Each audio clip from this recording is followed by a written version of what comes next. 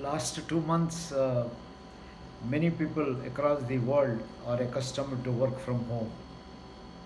In the recent past, many organizations are asking us to assist them in formulating work from home policies. I am giving in this video some of my suggestions so that you don't rush to formulate a policy. What has become a norm in the last 2 months need not be the best thing to do in course of time. Definitely, there are many advantages of working from home. First of all, let us start with the objective. What is the objective of working from home? The objective is to ensure high level of productivity, both in terms of the quantity of work and the quality of work. Number two is to save some time, particularly in those organizations where employees travel 2 to 3 hours, spend about 10 to 20% of the time traveling, and reach the organization exhausted. This will be a great saving of time and contribute to productivity. And the third objective is to create more excitement in terms of working. Uh, while there are advantages, there are also disadvantages. Let us examine, first of all, looking at what are the advantages of working from home. As I mentioned earlier, time is saved. Number two, the individual can decide his or her own pace of work. Number three, more independent working. Number four, more accountability on the part of the person, and the organization can make the person accountable because the time is is the thing that is measured, and daily output, weekly output can be ascertained. And the last advantage is the output is measurable and visible. Of course, there could be many other advantages. There are a few disadvantages also. One of the biggest disadvantage is that it does not suit everyone. I'll come back to a formula which will help us analyze why it doesn't suit some people and why it suits some people. Number two disadvantage is that personal touch is missing. Number three disadvantage is the sense of belongingness gets affected. Most people come to work so that they want to belong to an organization, a team, etc. etc. So, social and emotional needs do not get fulfilled if all the time you end up working from home. Well, there could be other disadvantages. At this point of time, I like to bring in a very interesting formula we have been using for many years, and the formula does not change. Productivity or performance of an individual depends on three essential factors: the competence of the individual, his or her motivation to work, and number three, the work environment or organizational support. In terms of competence, the only factor we can make sure is that working from home suits the nature of work. It has to suit the nature of work. If it doesn't suit the nature of the work, you might wrongly conclude the person is not competent to do it. For example, manufacturing activities mostly cannot be carried out from home, except in those cases where individuals can work and manufacture something and bring it to the organization and for packaging, etc., etc., and so on. You'll have to think of that. Competence, of course, is not a major issue. Most organizations make sure competent people are recruited, and therefore it's not an issue. But motivation is an important issue. Some people prefer to work alone. These are people like introverts. Some people can work uh, in the company of people because they draw a lot of energies from the social network, people around them, the teams they work with, and so on. So this is a factor that directly affects the motivation. The third set of factor that affect the productivity of an employee working from home is the extent to which the organizational support, now here it becomes the infrastructure support or the work environment support that is available for him or for her. For example, I think sometimes the nature of the work is such that the person needs to be totally away from all distractions, away from noise. Now, does the home atmosphere of this person allow him or her to be free of all noises. There are many people who live in joint families, there are many people who have old parents, there are many people working or non working, spouses with them, children going to school, so there could be all kinds of disturbances from the family, from the neighborhood, and so on. So there is no guarantee that there is the right kind of infrastructure available.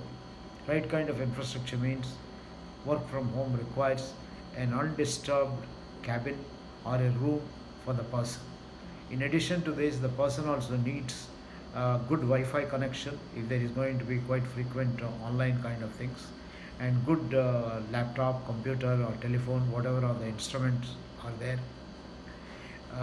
And a very significant part of working from home. This particularly applies for bachelors.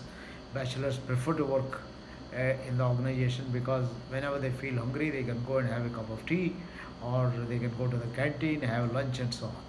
So, most important infrastructure is food, tea, and other kind of facilities that are available at home.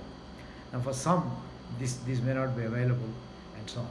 So, therefore, there are a whole set of work environment related factors which may not facilitate working from home. But should you want to make a policy of getting people to work from home, uh, because it has many advantages, you'll have to therefore make sure that the right kind of work environment is created. That may be a long way to go. There have been cases which I have not dealt with in detail here, where it was indicated that in the last couple of months, due to COVID, when people were forced to work home, domestic violence and conflicts at home have increased. Now, there are certain percentages given. I don't want to go too much by these percentages, but I only want to say that it is possible to have uh, emotional and psychological disturbances and conflicts increasing at home, because normally a person who says that I'm quite uh, happy to go back to work, I am not in agreement with my in-laws or with my spouse or with my children, etc., etc., but it doesn't matter, I'll sort it out, let me go back to work. And when I go to work, I forget about all these, I work full time, and come back, and then I can sort out. Now, that does not happen when you work from home, because your social emotional atmosphere constantly so constantly impacts. Therefore, I think it is important for organizations to make sure that working from home suits everyone, because organizations' interest is making sure there is a high level of productivity, good quality of work, and there is time saving, and so on. In essence, what I would like to recommend, I mean, this is the guidance that I like to give to all organizations, is don't rush to make policies. You cannot make policies out of 2 months of experience you have had, where I think it has worked well or did not work well. Both possibilities exist. This is an artificial kind of a situation, forced situation we had gone through, but certainly it has helped us to understand a number of things.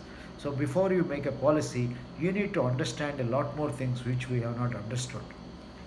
All that you can do at this point of time is, if you think that work from home suits certain people and we need to have a policy, rather than a policy, make a few guidelines or prepare a framework and make it known to people, and then I recommend that next 6 months you should be only experimenting with this. Number two, working from home suits some people well. So it has to suit the work itself. This is very important. So you need to make sure that the work itself is amenable to be working from home. Not only the working from home should suit the work itself, but it should suit the individual, it should suit the family of the individual, and organizational culture, leadership styles, and the team culture that is existing at this point of time. So you need to make sure all these are suitable. If a leader is very suspicious and not trusting, working from home may become more expensive for you. If the person is trustworthy and competent and has no issues, and is a introvert and enjoys working all by himself, then it might be better. So you need to ascertain for each individual the kind of suitability of the work that you are going to give. So it needs quite a bit of research. Now, my third suggestion is conduct research. HR or any other team can collect data of the experience of last 2 months, and maybe I think try by a trial and error for the next 2 to 3 months, generate as much information as possible. what what are the kind of people for whom it is suiting, and for whom the productivity has gone up, what are the kind of issues that have come up, what is it that the organization can do in terms of sorting out these issues. The fourth guideline is provide facility for people wherever possible. I'm recommending to organizations, if you if some of the employees do not have the right kind of an atmosphere in their families, and if a large number of them are living closer to a cluster, you can hire a house and temporarily create accommodation for 6 months or so, and create workstations there. So you save a hell of a lot of money and travel time and other kind of things. So provide facilities, which includes computer facilities, Wi-Fi, and other kinds of networks and so on. Having said all this, my fifth guideline is do not make working from home 24/7, 365 days. You must have face-to-face contact periodically. It may be once a week, it may be once a fortnight, but I would assume that once a fortnight is a minimum contact period. You can meet in teams, you can meet individually, and if it is, I think in some cases it is not even worthwhile, then you can do it once in a month and so on. It is up to you to decide. But you need once a while face to face contact, so that I think some of the social and emotional needs of people are fulfilled, opportunities are provided to sort out a whole lot of issues that may have come out in the week of work from home or a fortnight of work from home and so on. And the sixth point is work out measures of output, frequency of measurement, and the performance conversations you will have, how frequently you will have performance review discussions. Entire PMS process will have to be revisited and reworked. I think the old days of annual targets and half yearly targets are gone. Now you will have to resort to daily targets, maybe weekly targets or a fortnightly targets and things like that. I think when I say targets, it means I think the work output. You'll have to work it out. And at the same time, there should be frequent performance conversations. One thing good about working from home is nowadays everyone is using Zoom and online discussions. So therefore, periodic chats, discussions, reviews with short time, a 2 minute review a day, a 5 minute review a week or something like that becomes very useful. Record, of course, performance conversations more often, and at the end of the year, should you want to go for anything like an appraisal, every fortnight recorded conversations. I think all that you need about 100 conversations. But I would recommend not a fortnightly conversations to be recorded. Maybe I think 6 conversations in a 3 month period or a 6 month period and things like that. It is up to you to decide. So friends, I think there is a lot of research that need to be done. And finally, I want to say, working from home is a great thing if it suits individuals, if it suits families, if you have the infrastructure, and if you have the right kind of flexibility, and if you can treat human beings with the trust and warmth and affection. It is in your hands to make work from home really work. Don't rush into policies and apply uniformly, because unconsciously you may be killing the motivation and initiative of a large number of people. Some people may simply not like to work from home. They might want to come to office and work. They're willing to spend 2 hours a day travel, but they derive a lot of satisfaction out of this. So you can't have uniform kind of a policy and conclude that everyone should work from home. Having said all this, I am a strong supporter of what is required to maintain social distance, washing of hands, putting the masks, all that is required to protect yourself, make sure that you are safe, you're healthy, your family is safe, your colleagues are safe, everyone is safe. This goes without saying. All the best for those of you who want to get the best out of this working from home. It's a great advantage. You save phenomenal amount of time, as much as 20% of your time, and a hell of a lot of energies, and I hope you can make it work. But don't rush to make it work in your enthusiasm and formulate rigid policies that may kill the initiative of some other people. All the best from TVRLS. If you want any help, please do write to us, tvrlsblr@gmail.com.